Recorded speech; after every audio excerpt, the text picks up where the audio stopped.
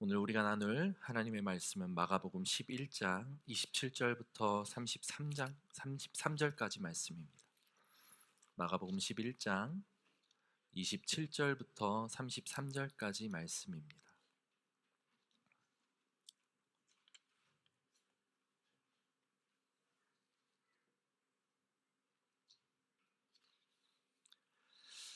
우리 말씀 같이 교독하겠습니다. 그들이 다시 예루살렘에 들어가니라. 예수께서 성전에서 거니실 때에 대제사장들과 서기관들과 장로들이 나와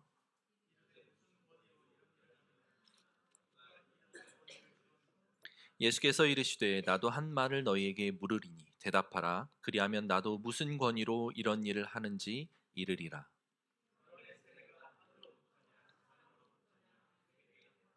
그들이 서로 의논하여 이르되 만일 하늘로부터라 하면 어찌하여 그를 믿지 아니하였느냐 할 것이니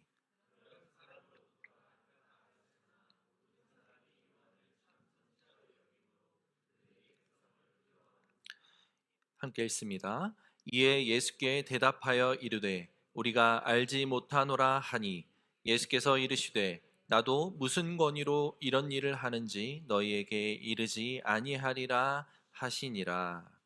아멘. 권위 논쟁이라는 제목으로 오늘 말씀 함께 나누어 보겠습니다. 우리 지난주 말씀 기억하실지 모르겠는데 너무 많은 중요한 이야기들을 한 주에 다루느라고 여러분들이 집중을 하셨는지는 모르겠지만 지난주에 많이 길었죠. 오늘은 길지 않습니다. 그러니 집중해서 우리 들어보면 좋을 것 같아요. 근데 되게 중요한 이야기들이었어요.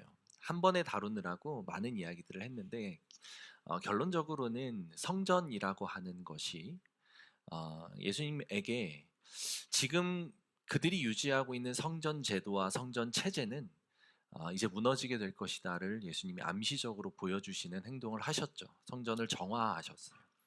거기서 물건을 바꾸는 자, 돈을 바꾸는 자, 물건을 파는 자 이런 이들을 막 상을 엎으시고 내쫓으시고 하셨죠.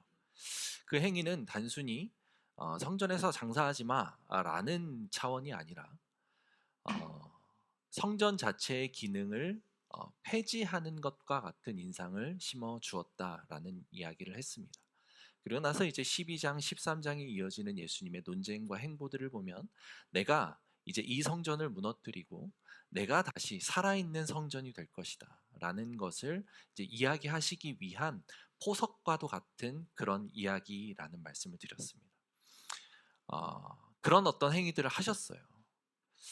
성전에 있는 그 모든 것들을 엎으셨고 이제 성전 자체가 마비되는 듯한 그런 경지까지 이르도록 예수님이 거기를 쉽게 얘기해서 깽판을 놓으셨습니다. 그리고 나서 오늘 본문 27절에 보니까 이렇게 되어 있습니다. 그들이 다시 예루살렘에 들어가니라. 예수께서 성전에서 거니실 때에. 예수님의 그 행동들은 그 당시 종교 지도자들에게는 매우 충격적인 일이었습니다. 그래서 18절에 그들이 예수를 죽일까라고 하는 생각을 품도록 만들었죠. 예수를 죽이고 싶은 마음이 들 정도로 그리고 그렇게 마음을 먹게 할 정도로 예수님의 행동은 매우 파격적이고 공격적이었고 그들에게는 정말로 도전적인 그런 행동이었습니다. 그런 예수님께서 이제 다시 예루살렘에서 나갔다가 예루살렘으로 들어오셨다라는 표현이에요. 뭐 나가서 하루 저녁 주무시고 들어왔는지 아니면 나갔다가 뭐 다시 들어오셨는지 바로 다시 들어오셨는지 모르겠지만 나갔다가 다시 들어오십니다. 근데 그 들어오신 예수님께서 성전을 거니셨어요. 예수님이 하신 그 행동의 결과를 보기 위해서 거니셨는지 아니면 무엇 때문에 그 성전을 다시 거느셨는지는 모르겠지만 한번 생각을 해봅시다. 상상을 해봅시다. 여러분들이 성전을 관리하는 관리자고 여러분들에게 권한을 위임받은 사람들이 성전에서 장사를 하고 있었는데 그들을 막 내어쫓고 상을 뒤집어 엎고 했던 사람이 다시 들어와 가지고 성전을 거닐고 있는 모습을 본다고 생각해 보십시오. 어떠십니까? 되게 화가 나지 않겠습니까? 열받지 않을까요? 종교 지도자들 그 당시 성전을 권한을 위임받고 그 권한을 행사하던 대제사장, 서기관, 사두개인, 그리고 이제 사내들인 공의원이 소속되어 있는 장로들, 뭐 이런 사람들은 그 예수님의 성전을 거니는 듯한 그런 행보를 보았을 때에 매우 분노에 차 있었을 거라고 예상해 볼 수 있죠. 그래서 실제로 예수님과 이 그 종교 지도자들 사이의 갈등이 고조되는 듯한 느낌을 이 짧은 몇 마디에서 느껴볼 수 있습니다. 아니나 다를까 그들은 가만히 있지 않았습니다. 대제사장들과 서기관들과 장로들이 이제 예수님께로 나오는 거예요. 얼마나 기세등등하게 그리고 위풍당당하게 예수님께로 나왔을까요? 전에 했던 일에 대해서 어떻게 책을 잡을까 고민하고 그들이 연구하면서 예수님께로 나왔을 겁니다. 왜냐하면 예수님의 인기 자체는 매우 높았기 때문이죠. 대중들에게 예수님은 매우 큰 지지를 받고 있었기 때문이죠. 그렇게 나왔습니다. 그래서 그들이 28절에 이렇게 질문합니다. 이르되 무슨 권위로 이런 일을 하느냐? 누가 이런 일할 권위를 주었느냐? 예수님께서 예수님에게 질문을 하는 거예요. 누가 너가 지금 이야기한 것처럼 성전을 뒤엎고 성전은 기도하는 집이다, 강도의 구렬로 만드는도다 라고 하면서 그런 가르침을 누가 너에게 할 권위, 자격을 부여했느냐라고 따져 묻고 있는 것이죠.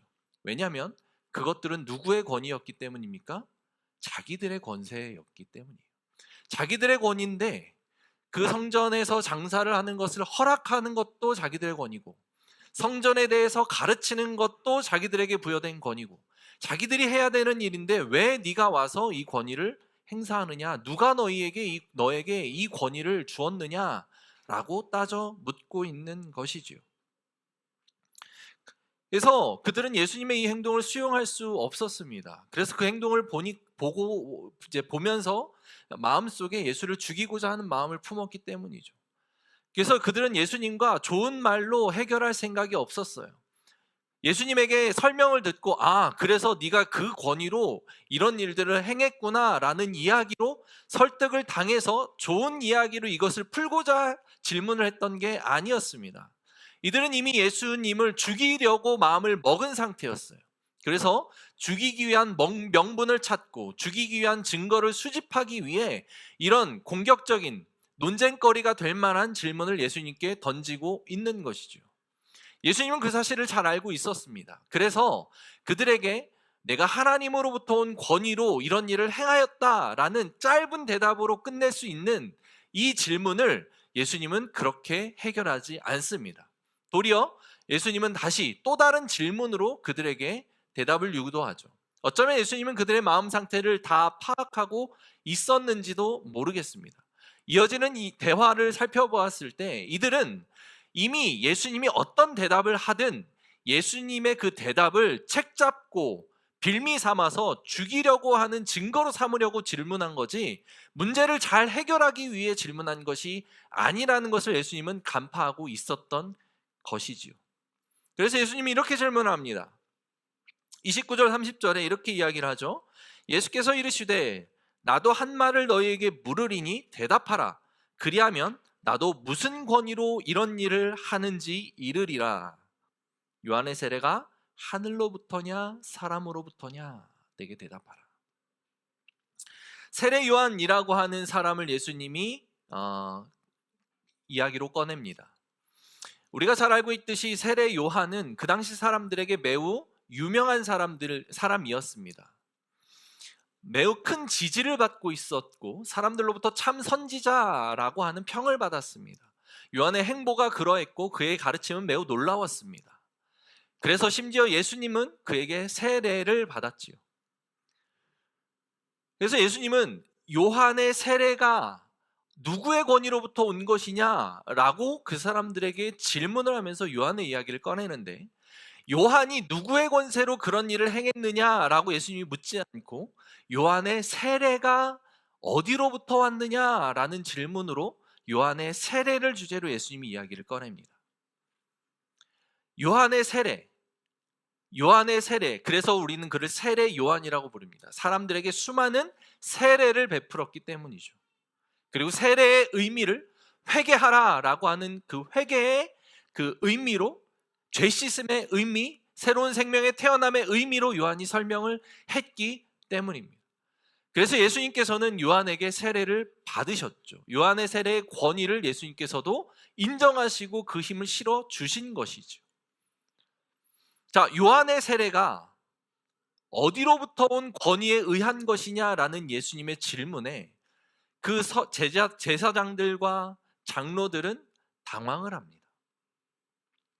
그래서 자기들끼리 이런 이야기를 주고받는 장면이 31절, 32절에 등장합니다. 이렇게 표현하고 있죠. 그들이 서로 의논하여 이르되, 이것은 그 당시 그 상황에 있던 사람들에게 들리는 음성이 아니라 자기들끼리 의논한 것에 대해 마가가 서술해 놓은 그런 상황이에요. 자기들끼리 아마 이제 예수님의 질문에 모여가지고 쏙닥거리면서 상의를 하고 있었겠죠. 그래서 이렇게 이야기를 합니다. 그들이 서로 의논하여 이르되, 만일 하늘로부터라 하면 어찌하여 그를 믿지 아니하였느냐 할 것이니, 그러면 사람으로부터라 할까 하였으나 모든 사람이 요한을 참 선지자로 여김으로 그들이 백성을 두려워하는지라. 진퇴양난에 빠진 겁니다. 예수님의 그 역질문에 하늘로부터 온 것이다 라고 이야기를 한다면 무엇이 걸립니까?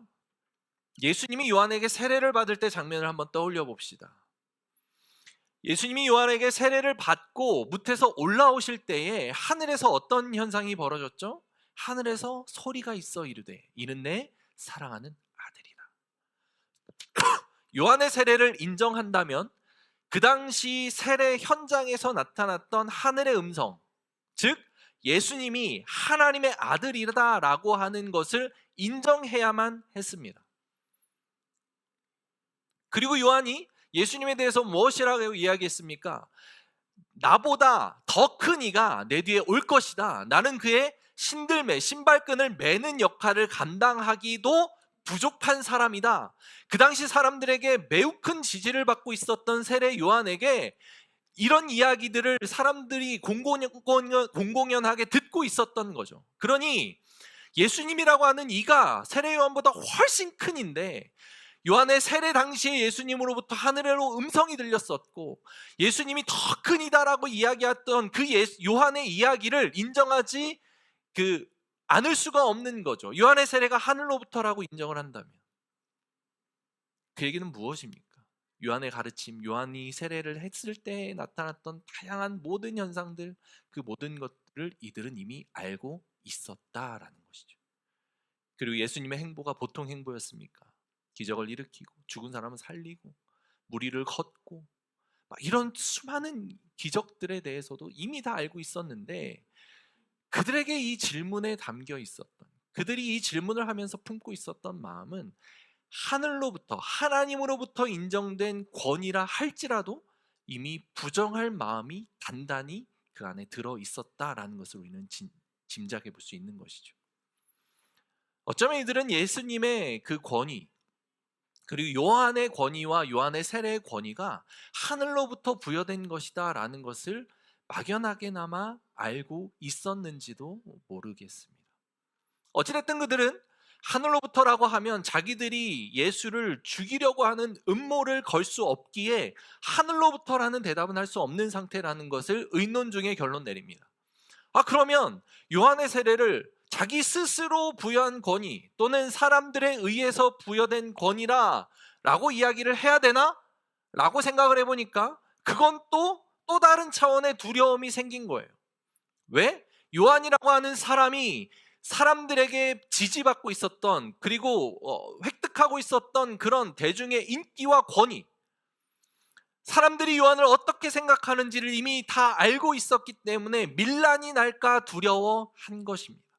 사람들의 소요, 사람들의 동요, 대중들을 두려워한 것이죠.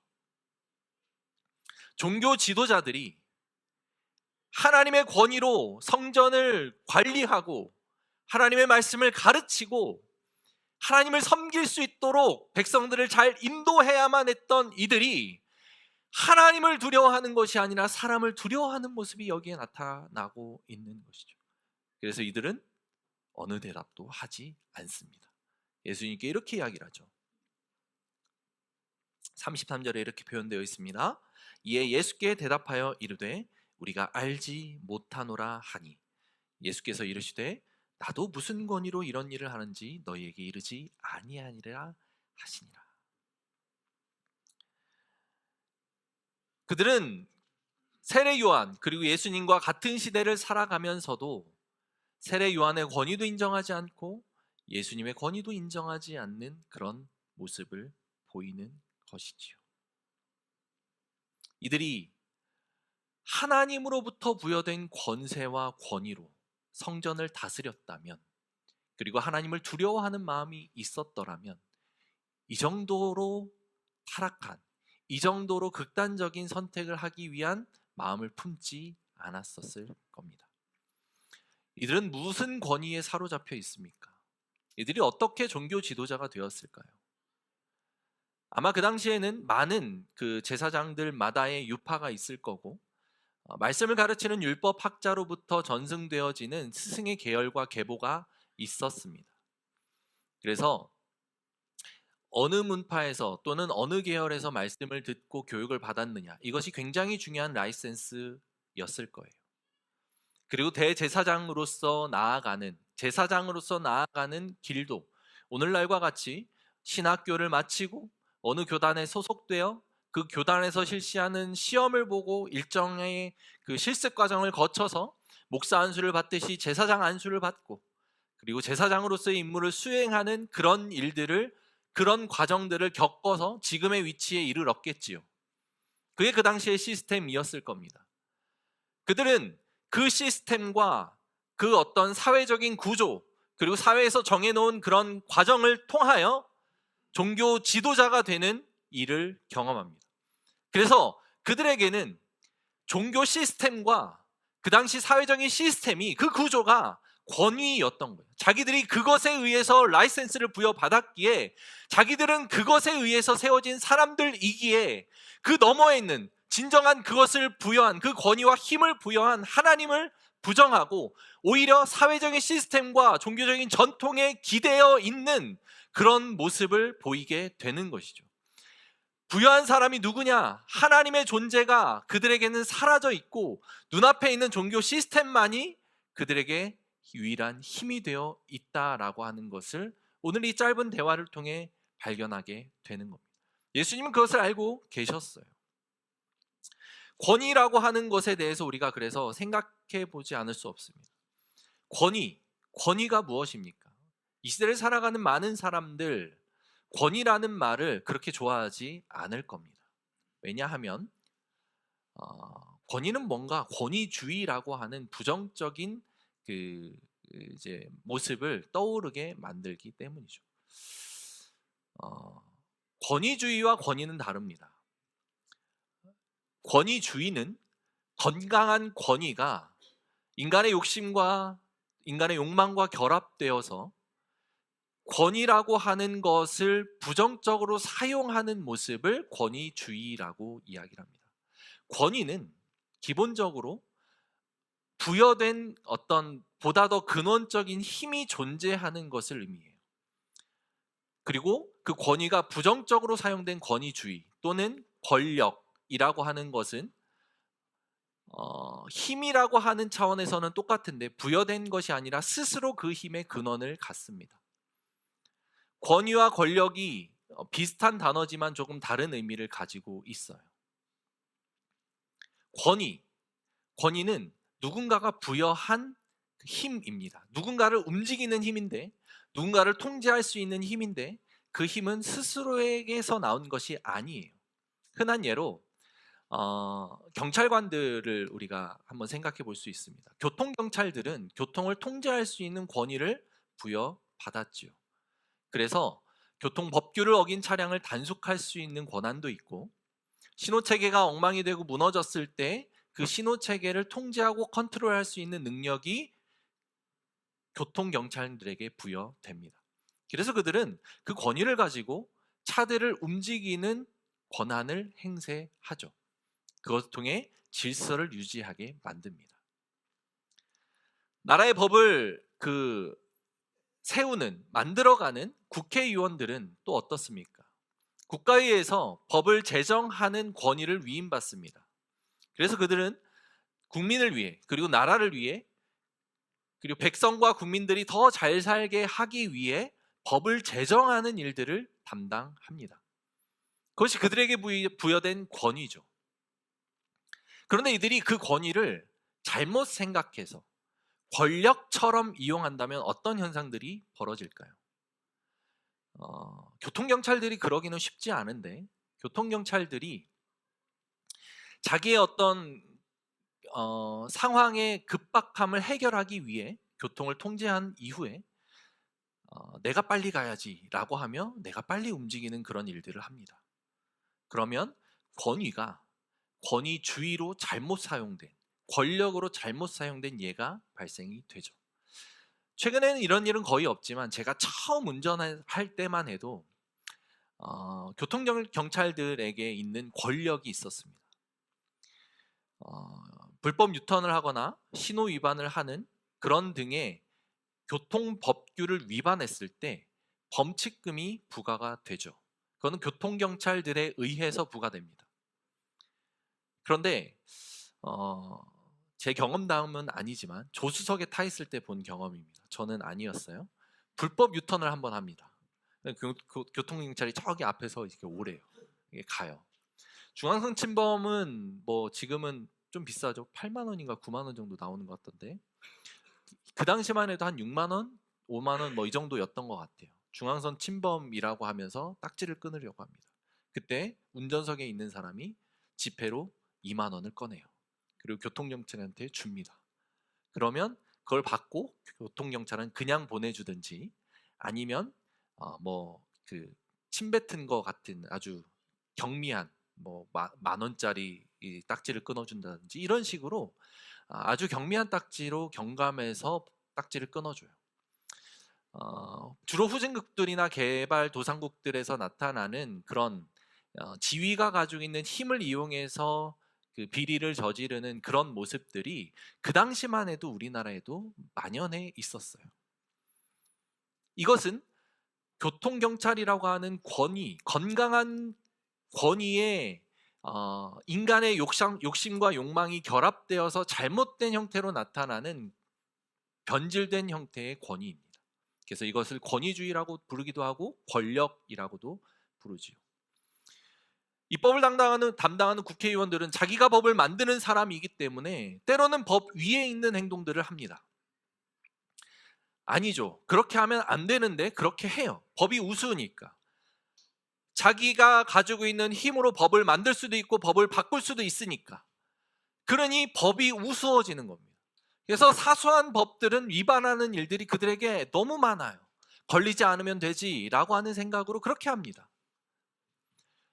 오히려 법을 만들기에 법에 더 중요한, 그리고 법을 더 가치 있게 여겨야 되는 사람들임에도 불구하고 인간의 욕심이 거기에 결합되는 순간 그것이 권력화되어지는 모습으로 바뀌지요. 이것은 어디에나 나타나는 현상입니다. 힘이 있는 곳에 누군가를 자기의 힘으로 움직일 수 있는 그 힘이 부여된 사람들과 그런 조직에는 여지없이 나타나는 모습이에요. 교회는 어떻습니까? 여러분들이 보기에 저는 권위가 있는 사람입니까? 없는 사람입니까? 제가 적어도 권위주의로 가지 않기 위해서는 노력을 많이 하는 편입니다만 저는 권위를 사실 되게 중요하게 여기는 사람이에요.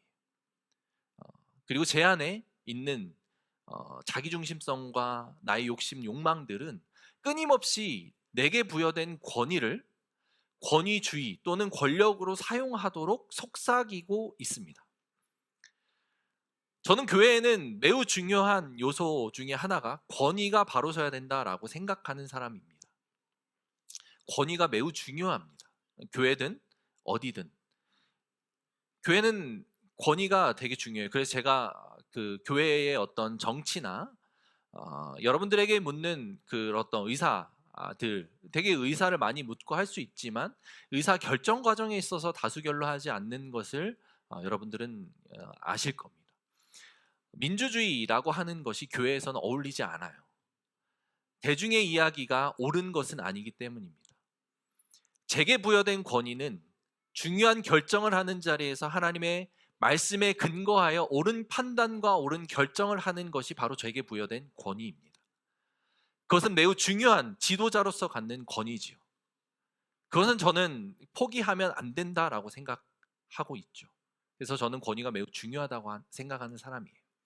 그런데 이것은 하나님이 제게 맡겨주신 교회와 그리고 다룰 수 있는 말씀을 증거하고 가르치는 권위를 주셨기에 그래서 그것에 근거한 결정들을 내리는 데 있어서 사용되어져야만 하는 권위이지 이것이 나의 어떤 편리함 또는 나의 욕심 교회를 막 하나님의 기뻐하시는 뜻에 맞게 성장시키는 것이 아닌 다른 목회자들과의 비교 또는 세상에서 내가 이 정도 했어 라고 하는 것을 드러내고자 하는 나의 욕심에 따른 교회를 성장시키고자 하는 그런 마음 이런 것들에 의해서 여러분들에게 권위를 부리고 여러분 그렇게 하지 않으면 여러분은 인생이 잘 될 거라고 생각하십니까? 라고 하면서 하나님의 말씀을 들고 막 여러분들을 공격하고 이렇게 하는 행동들을 한다면 그것은 하나님이 제게 부여해 주신 권위를 잘못 사용하는 그런 모습이 되는 것이지요. 매우 중요한 차이입니다. 사랑하는 성도 여러분, 이 시대에 교회가 힘을 잃어가는 그런 모습들은 지도자들이 하나님이 부여해 주신 말씀의 권위들을 잘못 사용해서 지도자들이 권력화되어가는, 권력을 취하고 권력에 취하는 그런 모습들을 보이게 됨으로써 나타나는 현상들이 많습니다. 그것이 바로 교회가 힘을 잃어가는 주된 원인 중에 하나예요. 그래서 우리 고백교회도 마찬가지로 이 권위라고 하는 것을 바르게 세울 필요가 있다라는 것을 늘 기억하셨으면 좋겠습니다. 그래서 제가 올바르게 권위를 행사하는지 아니면 목사님의 욕심과 욕망에 사로잡혀서 권위를 그릇되게 사용하는지 이런 것들이 여러분들 스스로 하나님 말씀 앞에서 세워져 가면서 분별할 수 있어야 돼요. 그리고 뭔가 궁금하거나 의문증이 생길 때는 늘 저에게 찾아와서 이야기를 해주시기를 부탁드립니다. 그래서 그것이 매우 중요한 기준이 되어야 되는 거예요. 가정에서 부모의 권위는 어떻습니까? 학교에서 선생님들의 권위는 어떻죠? 모두 다 부여된 주체가 있습니다. 부여를 한 주체가 있습니다. 우리는 하나님을 믿는 존재들이기 때문에 가정에서 부모에게 권위를 부여한 주체는 누굽니까? 바로 하나님이죠. 말씀을 통해 부모의 권위 그리고 부모가 어떻게 권위가 세워져야 되는지 가르쳐주고 있지 않습니까? 그 부모의 권위는 매우 중요합니다. 잘못된 것을 잘못됐다라고 이야기를 해줄 수 있어야 되고 틀린 것에 대해서 그것은 옳지 않기 때문에 이렇게 해야 돼라고 이야기할 수 있어야 되는 게 부모의 권위죠. 그런데 부모도 마찬가지 인간이기 때문에 부모의 욕심 또는 부모의 연약함 이런 것들이 결합되면서 그 권위가 잘못 사용되어지는 경우들이 많은 거죠. 학교도 마찬가지요. 중세 때는 이 권위가 아주 절대적이었습니다. 교회의 권세, 교회의 권력은 아주 거의 신에 입각할 만큼 절대적이었죠. 그래서 교회 지도자들, 교황의 이야기들은 누구도 어길 수 없는 그런 절대적인 진리와도 같았습니다. 그래서 그 당시에는 심지어 교황 무호설이라고 해서 교황이 아무런 흠이 없다. 교황이 하는 얘기는 신의 이야기와 같다라고 하는 그 정도로 교회가 타락한 시대가 있었습니다. 그래서 그 시대에는 막 엄청난 부패들이 그 안에서 막 생겨나기 시작했죠. 절대 권력이고 절대 권위였기 때문에. 그런데 사람들 사이에서 의식이 깨어나기 시작합니다. 그리고 루터라고 하는 사람에 의해서 그것은 잘못됐다라는 반박 이야기들이 내붙어졌습니다. 거기로부터 종교개혁이 시작되었는데 그것은 탈권위의 시작이었죠. 그런데 그 종교개혁 운동은 권력이라고 하는 것, 권위가 잘못 사용되어져서 나타나는 그런 안 좋은 모습들로부터 탈피해서 진정한 권위를 우리가 찾아야 된다. 하나님의 말씀의 권위를 우리가 회복해야 된다라는 운동이었습니다. 근데 그게 묘하게 중세 이후에 나타난 그런 그 시대적인 분위기와 배경에 맞물립니다. 르네상스 시대 이후로 나타난 계몽주의 운동, 그것은 무엇입니까? 신의 권위가 사라지고 인간의 이성과 인간의 생각, 인간의 사고가 신의 권위 위에 서게 되는 운동들입니다. 사회가 변하기 시작해요. 권위가 사라져야 된다라고 이야기하는 사람들이 생겨납니다. 절대 진리는 있지 않다라고 말합니다. 모든 것은 상대적이다라고 이야기를 하는 것이 뭔가 깨어있는 사람들의 이야기처럼 주고받아지는 그런 시대가 됩니다. 인간의 이성이 우위에 있기 때문에, 하나님의 말씀, 절대 진리는 그 이성의 밑에 있기 때문에, 그래서 인간의 이성을 가지고 하나님의 말씀을 해석하는 일들이 그 이후로 나타나기 시작합니다. 오병이어 말이 되지 않습니다. 말이 안 되죠. 떡 5덩이와 물고기 2마리로 어떻게 5,000명이나 되는 사람이 먹고 배부리 먹고 남은 바구니가 7바구니가 되고 12바구니가 됩니까? 말이 안 되죠. 그러니 인간의 이성을 우위에 있다라고 생각하는 사람들이 그 말씀을 보니까 그 말씀에 담겨있는 아주 깊은 뜻 중에 사람들이 자기 주머니에서 어린아이가 꺼낸 그 물고기 2마리와 떡 5덩이를 보고 사람들이 감동해서 각자 자기가 싸운 도시락 음식들을 내놓기 시작했다. 그리고 그것을 가지고 모든 사람들이 나눠 먹으니 사람들이 모두 배불리 먹었더라. 오병이어의 기적을 이렇게 해석을 해버립니다. 무엇 때문에? 하나님의 말씀보다 우위에 있는 인간의 이성으로 인해서. 우리가 상식적으로 판단해 봤을 때, 우리의 이성으로 판단해 봤을 때 그것은 옳지 않기 때문이에요. 무엇이 더 위에 있습니까? 인간의 생각과 이성이죠. 합리적인 사고로 그 하나님의 일하심을 판단하기 시작하는 거죠. 이게 우리가 알고 있는 자유주의 신학, 신을 부정하고 신의 절대적인 능력과 절대적인 어떤 존재 가치를 부인하기 시작하는 그런 움직임들이 교회 안에서 나타나기 시작합니다. 그러나 그것은 틀린 것이죠. 거기에서 근거한 것들이 막 정말 온갖 이야기들, 막 교회 안에서 동성애를 찬성하는 일들이 그래서 나타나는 거예요. 하나님이 남자와 여자로 성을 만드셨는데 그것을 부인하는 거예요. 왜? 성적 지향이 다르니까. 나는 남자인데 남자가 더 좋아. 그럴 수 있지. 나는 남자인데 나는 여자인 것 같아. 라고 얘기하면 그럴 수 있지라고 인정해 주는 것. 상대적인 가치가 절대적인 가치 우위에 서게 되는 일들이 시대에 나타나기 시작하는 거예요. 절대적인 기준이 사라지는 것.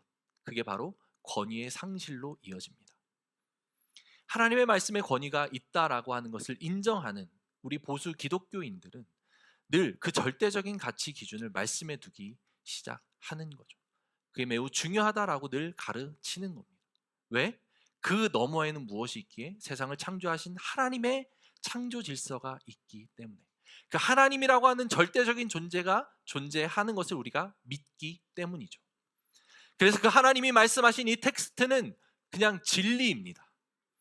하나님의 말씀이기 때문에 진리예요. 진리라는 것은 타협의 여지가 없습니다. 진리라는 것은 그대로 그냥 믿는 거예요. 여기에 다른 이유, 인간의 이성으로 이해가 되지 않는다는 것을 이유로 다른 이유들을 갖다 붙이기 시작하면 권위가 사라집니다. 그러면 하나님도 사라져요. 하나님의 능력과 하나님의 존재 가치가 그 자체를 부인하게 되는 일들이 벌어집니다. 그러나 그렇지 않습니다. 하나님은 유일하신 신입니다. 그리고 그 하나님에 의해서 내려진, 우리에게 주어진 이 말씀은 우리가 알고 있는 가장 절대적인 권위입니다. 그리고 우리는 그 하나님의 말씀에 의한 권위를 부여받은 사람들입니다. 첫 번째로는 이 세상을 다스리는 권위를 부여받습니다. 그래서 이 세상을 통치하고 경영하는 권위가 우리에게 부여된 하나님의 말씀에 의해서. 그리스도인들이 환경을 보호하고 환경을 지켜야 된다라는 이야기를 하는 것, 그것은 단순히 그냥 환경이 무너지면 우리 후손들에게 물려줄 것이 없어서 그런 차원이 아니라 하나님이 우리에게 이 환경, 이 세계를 다스릴 권한을 부여해 주셨기 때문이에요. 근데 인간의 욕심은 그것을, 내 욕심을 채우기 위해 자연을 파괴하고 내가 편하자고 일회용품들을 막 사용하고 막 그렇게 돼요. 반성이 되죠. 저부터 반성이 되게 많이 됐었습니다. 그래서 교회 안에서 일회용품 쓰는 거 이제 좀 줄여보고자 하는 이야기들을 제가 종종 이제부터 하려고 합니다. 이게 되게 중요한 가치이거든요. 저조차도 잘 안 됐기에 이것을 하기가 참 어려웠어요. 그래서 제가 텀블러를 쓰기로 작정했다는 얘기를 오늘 아침에 성기사님한테 했는데, 제가 한 열흘 정도 됐습니다. 텀블러를 쓰기 시작한 게. 근데 제가 작년에도 이맘때 그 얘기를 했대요.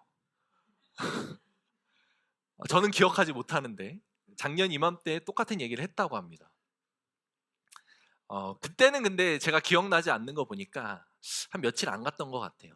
굉장히 불편하더라고요. 근데 이 마음은 늘 품고는 있습니다. 근데 제가 여러분들 앞에서 이렇게 이야기를 하는 이유는 말하지 않으면 저도 잘 안 되기 때문이에요. 제 편리함이 우선이기 때문이죠. 편리한 것을 우선하다 보면 일회용품을 쓸 수밖에 없습니다. 그런데 조금 불편하더라도 하나님이 맡겨주신 이 권위를 제대로 행사하려면 줄여보는 거죠. 하나님이 가정에서 부모에게 권위를 부여합니다. 말씀에 근거한 권위죠.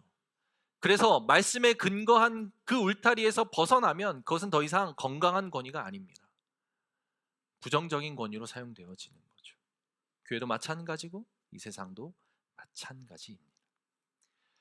예수님에게 부여한 권위는 무엇입니까?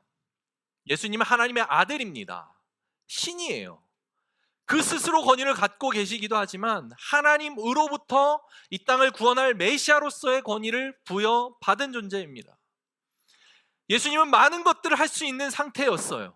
그런데 예수님이 본인에게 부여된 이 권위를, 또는 사용할 수 있는 그 능력들을 사용하지 않습니다. 어쩌면 예수님은 십자가에 달려 죽으시는 것으로 우리에게 어떻게 권위를 사용해야 되는지를 보여주신 것 같아요. 그 시작이에요. 예수님은 천군 천사를 부릴 수 있는 하나님과 동등한 능력을 가지고 계셨습니다. 그리고 이 종교개혁자들, 그 당시 종교를 지배하고 있던 종교 지도자들에게 일침을 가하면서 그들에게 강력한 하나님의 권세를 나타낼 수 있는 분이셨어요. 그런데 그렇게 하지 않으셨죠. 왜? 그것의 그들에게 나타나는 부정적인 권세의 본질이 무엇으로부터 기인했는지 아시기 때문이었어요. 바로 죄 때문이죠. 이 죄의 문제를 해결하지 않는 한 어떤 것도 건강한 권위로 세워질 수 없다는 것을 예수님은 잘 아셨기 때문이에요. 그래서 예수님은 다른 방법으로 당신의 권위와 권세를 드러내지 않으시고 백성들을 사랑함으로, 그 십자가의 죽음을 통해 창조 질서가 회복되는 그런 아름다운 일들을 예수님이 만들어내는 것을 통해 진정한 권위와 권세가 세워질 것이라 라는 것을 아셨기에, 그래서 다른 어떤 힘을 행사하지 않으시고 십자가에 못 박혀 죽으심으로 진정한 권위를 세워 가십니다. 그게 예수님의 행보였어요. 오늘날 교회가 그 예수님의 모습을 따라 하나님께서 우리에게 부여해 주신 건강한 권세를 사용하기를 바랍니다. 저와 여러분들의 삶에 그런 권위가 나타나기를 소망합니다. 그래서 그 권위로 인하여 우리가 세상에서 능력을 얻고 세상 사람들에게 빛이 되어 갈 수 있는 그런 주의 백성들 되기를 주님의 이름으로 축원합니다. 우리 여호와께로 돌아가자 같이 한번 찬양하고 기도하면 좋을 것 같습니다.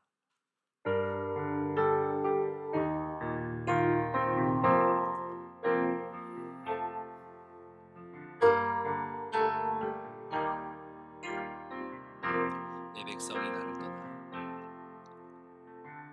내 백성이 나를 떠나 돌아서지만 내 사랑이 내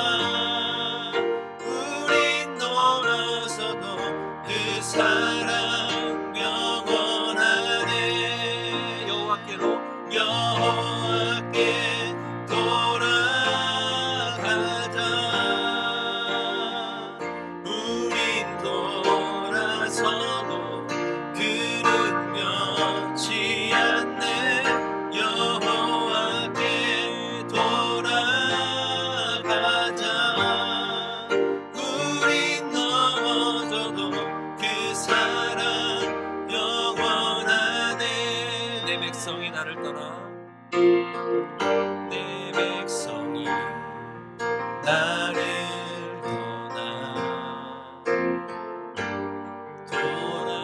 돌아섰지만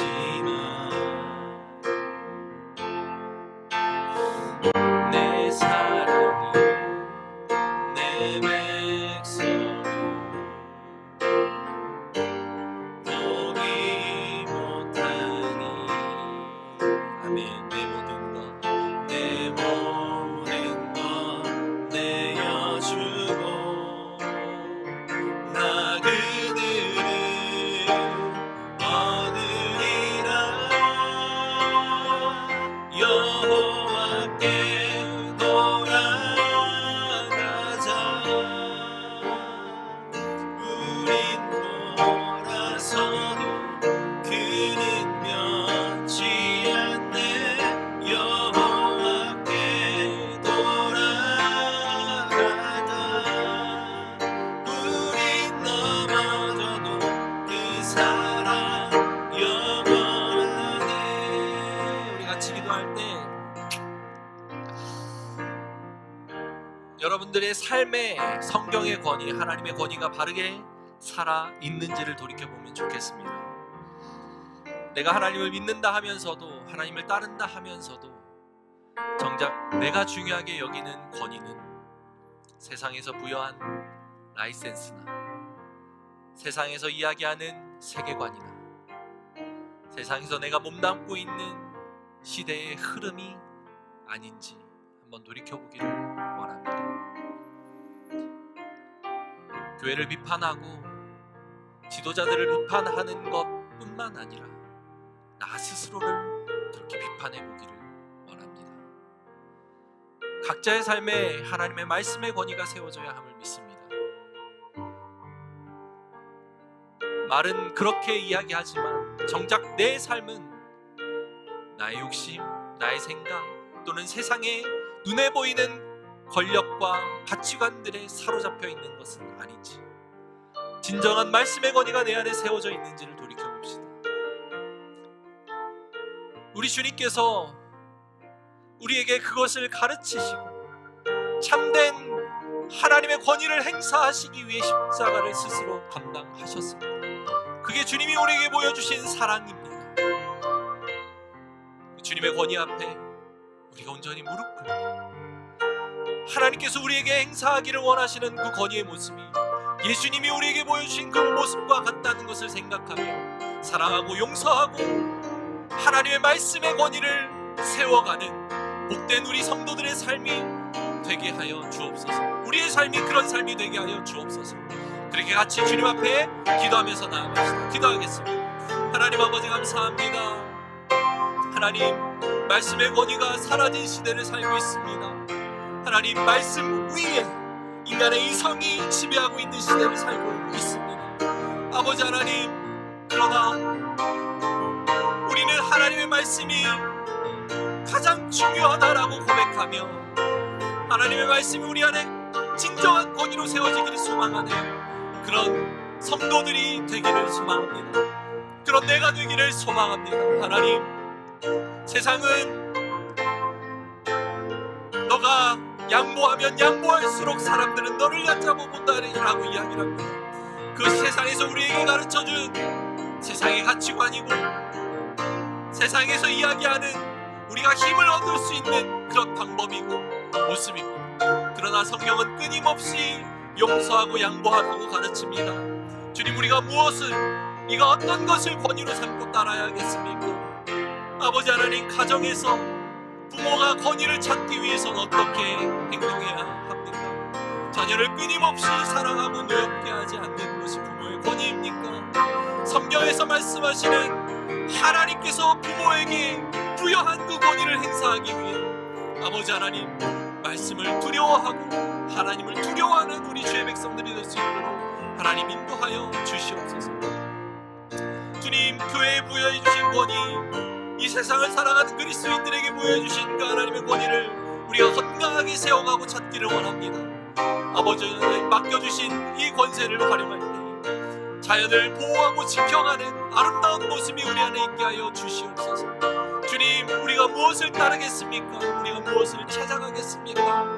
아버지 하나님, 알게 하여 주시고 깨닫게 하여 주시옵소서. 주님, 두려워할 것을 두려워하고 두려워하지 않는 것을 두려워하지 않을 수 있는 용기를 허락하여 주옵소서. 주님, 무엇을 두려워하는지 분별할 수 있는 지혜를 우리에게 허락하여 주옵소서. 우리 한 가지 더 기도할 때 이 시대의 교회를 위해서 기도합시다. 아까 지나가듯이 짧게 언급하고 넘어갔지만 매우 심각합니다.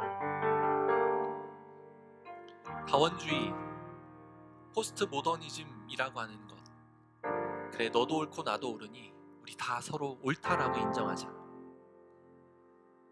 이것이 종교 다원으로까지 이어집니다. 네가 믿는 신도 신이고 내가 믿는 신도 신이니 우리 그냥 그렇게 서로 인정하고 서로의 종교에 구원이 있다라고 인정하자 라고 이야기하는 시대예요. 그러나 성경은 그렇게 말하지 않고 있습니다. 우리 하나님은 유일하신 신이라고 우리에게 가르치십니다. 우리는 그 말씀을 믿는 이들입니다. 우리가 가지고 있는 이 신앙의 가치를 붙들고 살아가기를 원합니다. 세상의 그런 이야기들에 흔들리지 않는 그리스도인들이 되기를 소망합니다.